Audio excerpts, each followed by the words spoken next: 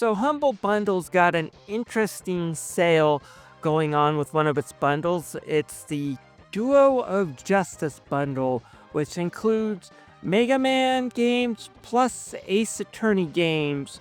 This is kind of a weird mix. It would be kind of like if they did a Call of Duty and Dragon Quest sale, mainly because I can't think of two different franchises that are more polar opposite in gameplay and fan base.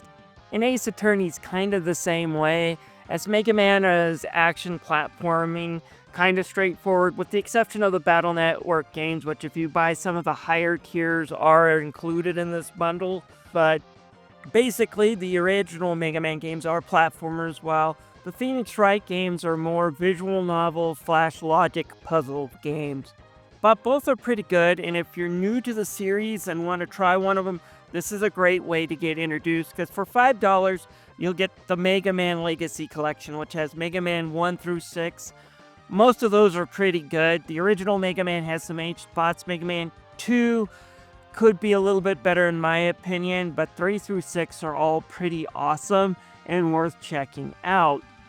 And then we also have the Mega Man X Legacy Collection. You've heard me go on about this before if you watched any of my sales videos. This has probably some of the best 2D action platformers ever made, with the original Mega Man X and Mega Man X4. And X2 is pretty good too, and well, X3 is not the worst game I've ever played, but it's not the best. But it's definitely worth in a bundle like this for only $5. And then you'll also get the Phoenix Wright Ace Attorney Trilogy, which contains the first 3 games that were released on the Game Boy Advance, although over here they were released on the DS. And basically with these, you'll be playing as an attorney named Phoenix Wright in quote-unquote near future LA, where we all somehow adopted the Cardassian judicial system, and Phoenix Wright only has 3 days to prove his client's innocent, find the real culprit, because in a lot of these situations, even if you do prove your client wasn't there, if Phoenix doesn't find someone else to hang, well, his client still gets hanged. Don't ask me how that works. But it is a good puzzle game. Got some really funny story. It's very charming. Definitely worth checking out. The high definition visuals shine that they kind of put on retains kind of the charm of the classic sprites, but still looks really good. I personally prefer all 3 of these games. If you prefer to go up to the top level, which is $35, you do get some interesting mixes. For $10 more, you'll get the Mega Man X Legacy Collection 2, which is probably going to be the worst Mega Man Legacy Collection there is. I do apologize. X5 is mid. It's fun, but it is kind of mid. X6 is way too hard without the Rookie Hunter mode. Nobody in the Mega Man fan base likes to talk about X7 for good reason. The only redeeming one is X8, which a lot of people I think missed because X7 was so terrible. And if you haven't played X8, you are missing out on a real treat, but that's the only reason why I would really recommend Legacy Collection 2. But you also get the original Mega Man Legacy Collection 2, which these games aren't as good as 1 through 6. 7 was good. 8 had some problems, but I do like the anime aesthetic. I kind of wish they kind of kept this look throughout the rest of the series. And 9 and 10 are okay games.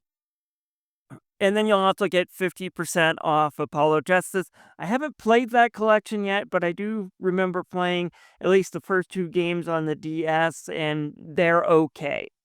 They're not great, but if you do jump up all the way up to the $35 value, you do get Ghost Trick, which is a game I haven't played, and then both copies of the Mega Man Battle Network Legacy Collection. And this may make the $35 one worth getting to if you haven't played the Battle Network games, because the Battle Network games are full-fledged JRPGs in their own right.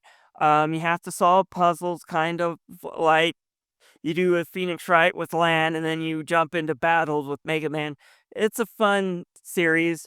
And then you also get the Great Ace Attorney Chronicles, which I haven't played yet, and then coupons off again for the Apollo Justice and Then another coupon off for the Ace Attorney Investigation collections. I have played through one of these games. I haven't played through the unreleased game that is included in the collection, but I did play through the Miles Edgeworth original game that was released on the DS, and I'm kind of surprised it didn't catch on, because to me, this is probably the best Ace Attorney game, not only in story, but just in the way it does its gameplay. I'm glad they ditched the first-person view when it comes to investigations. Going around and kind of third person adds a little bit more action to the mix, makes things a little easier to follow, and the fact that you'll jump right from investigations into kind of doing the courtroom debunking of a witness thing and then back again real fast makes it so you don't stick on either one to the point of where it gets stale, which I do have problems with some of the other Ace Attorney games. You never feel like you're getting bogged down or stuck in one item, and the 25% off coupon does make it worth getting, because I would personally say paying about 30 or 40 for the Miles Edgeworth collection is worth it at this time. Anyways, this is Tommy. Let me know what your thoughts are on this collection.